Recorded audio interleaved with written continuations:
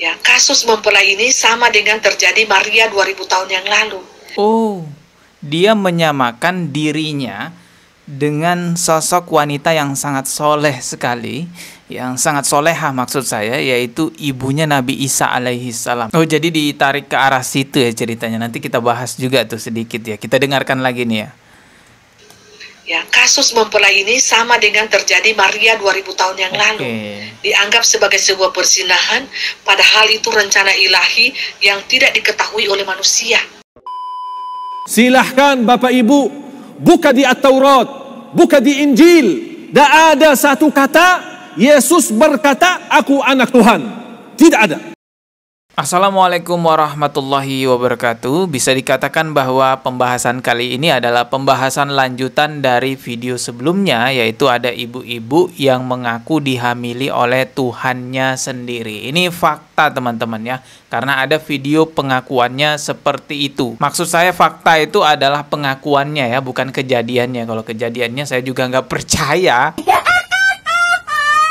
Sebenarnya pengakuan ibu-ibu itu sudah lama ya, dia ngaku dihamili oleh Tuhannya sendiri, dan juga sudah ada tanggapan beberapa pemuka agama mereka ataupun pendeta mereka sebutannya gitu. Ini saya bingung ya, mereka ini hamba Tuhan atau hamba setan? Mereka sekolah di mana? Meskipun mereka tidak sekolah, tolonglah. Mereka punya pimpinan di gereja, tolong tegur mereka di YouTube. Jangan kalian kasih kesempatan buat mereka berkuar-kuar di gereja kalian. Yang saya bingung ini, kalian ini suka dengar cerita-cerita dongeng-dongeng.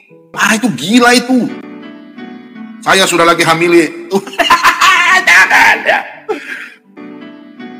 Saya sudah lagi hamil. Jangan ya. Jangan, saudara. Kita orang Kristen itu, makanya saya saran. Ya, bisa kita dengarkan ya bahwa pemuka agamanya tadi mengatakan jangan mengaku seperti itu, dihamili oleh Tuhan. Terus ketawa juga pemuka agamanya. Apalagi kita teman-teman ya, pasti ketawa mendengarnya. Tapi akhirnya ibu-ibu ini memberikan klarifikasi atas pengakuannya itu ya, yang dihamili oleh Tuhannya katanya gitu. Di dalam video ini klarifikasinya itu susah untuk dijelasin lah. Pokoknya banyak juga ceritanya, itu ada masalah burung, ada burung-burungnya gitu lah. Pokoknya saya nggak paham ya. Kita simak aja lah ini ya. Klarifikasi kepada roh naga-naga, roh ular-ular, roh yang angku-angku hati, ya roh yang bebal minta ampun, kepala batu. Mempelai klarifikasi. Klarifikasi ya, nggak apa-apa lah. Mempelai kemarin itu dilarikan oleh burung nasar. Burung Raja Wali, bukan sembarang burung. Dilarikan oleh burung ya, burung nasar, burung Raja Wali gitu ya. Coba kita dengarkan lagi. Mempelai klarifikasi. Mempelai kemarin itu dilarikan oleh burung nasar, burung Raja Wali, bukan sembarang burung. Burung Raja Wali, burung nasar. Di dalam rohnya pada itu adalah roh Tuhan Yesus Kristus. Ini kami, karena kami bermain di dalam roh, kami tahu. Oh, jadi bermainnya itu di dalam roh dengan burung-burung yang tadi dia sebutkan itu teman-teman ya. Kita lanjut lagi simak videonya. Ya, kasus mempelai ini sama dengan terjadi Maria 2000 tahun yang lalu. Oh, dia menyamakan dirinya dengan sosok wanita yang sangat soleh sekali, yang sangat solehah maksud saya, yaitu ibunya Nabi Isa alaihi salam. Oh, jadi ditarik ke arah situ ya ceritanya. Nanti kita bahas juga tuh sedikit ya. Kita dengarkan lagi nih ya. Ya, kasus mempelai ini sama dengan terjadi Maria 2000 tahun yang lalu. Dianggap sebagai sebuah perzinahan, padahal itu rencana ilahi yang tidak diketahui oleh manusia. Bukankah kita ini mengambil suatu resiko yang sangat beresiko, Bapak Ibu? Ya, saya selama hidup saya tidak pernah berselingkuh. Saya ini lurus jalan saya ya. Dari pagi sampai malam, siang malam saya itu Bapak Ibu pelayanan. Oh, dia itu nggak pernah selingkuh gitu ya. Kehidupannya tiap hari ya pelayanan gitu. Maksudnya mensiarkan agama mereka gitu ya. Satu hari makan satu kali, sampai 2 hari satu kali makan. Makanya saya kurus. Dulu itu kan kurus saya. Oh, dulu ya, dulu kurus. Kalau sekarang sih ya lumayan berisi. Berpuasa terus setiap hari. Apakah saya pamer di dunia ini saya berpuasa? Tidak. Suami saya saja sendiri tidak tahu kalau saya itu berpuasa. Jadi kita dengerin lagi. Suami saya sendiri saya tidak tahu berpuasa gitu ya. Dia bilang suami saya, berarti punya suami dong. Lah itu anak suaminya harusnya nih, kita dengerin ya. Berpuasa tidak. Suami saya saja sendiri tidak tahu kalau saya itu berpuasa.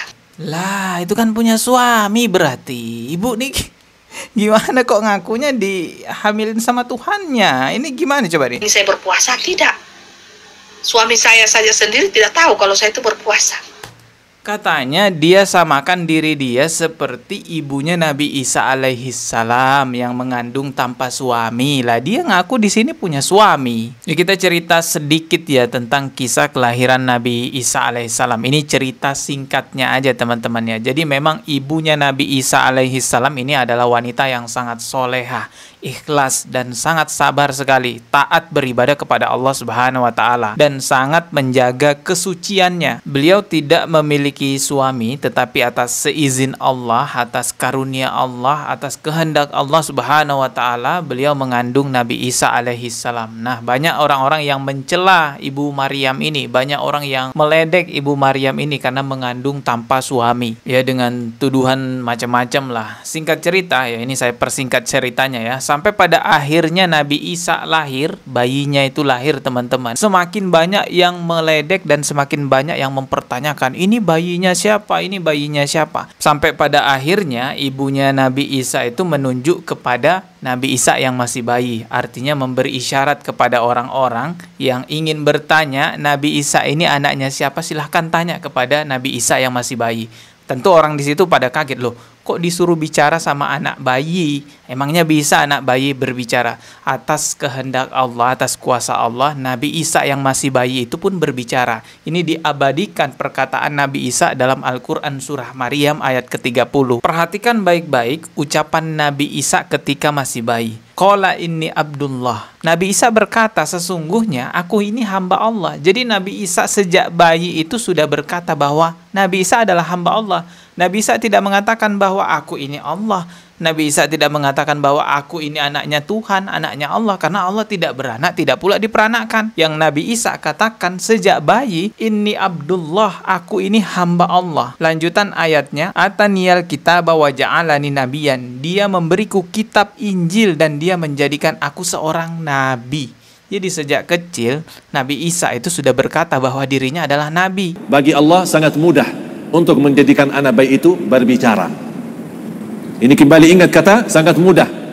Menciptakan Nabi Isa sangat mudah dibanding Nabi Adam. Apalagi kalau sudah ada Nabi Isa, sulit nggak bagi Allah untuk Nabi Isa berbicara? Tidak sulit, justru lebih mudah lagi. Karena Nabi sudah ada, Isa sudah ada. Walaupun dia belum bisa berbicara, tapi kun fayakun, bicara. Terus? Dan Isa pertama yang pun berbicara, sesungguhnya aku adalah hamba Allah. Subhanallah. Ini sengaja dijawab seperti ini. Bapak Ibu, mantapkan akidahmu. Beliau tidak berkata, aku Isa anak Maryam. Tapi dia berkata, ini Abdullah, aku hamba Allah. Dan Allah sudah kekalkan kata itu di masa Nabi Isa waktu itu sampai hari kiamat. Tidak boleh ada orang rubah. Silahkan Bapak Ibu buka di At-Taurat, buka di Injil. Tidak ada satu kata Yesus berkata aku anak Tuhan. Tidak ada. Allah tidak ridha itu. Tidak ada satu kata Yesus sendiri berkata aku anak Tuhan atau saya Tuhan. Tidak ada.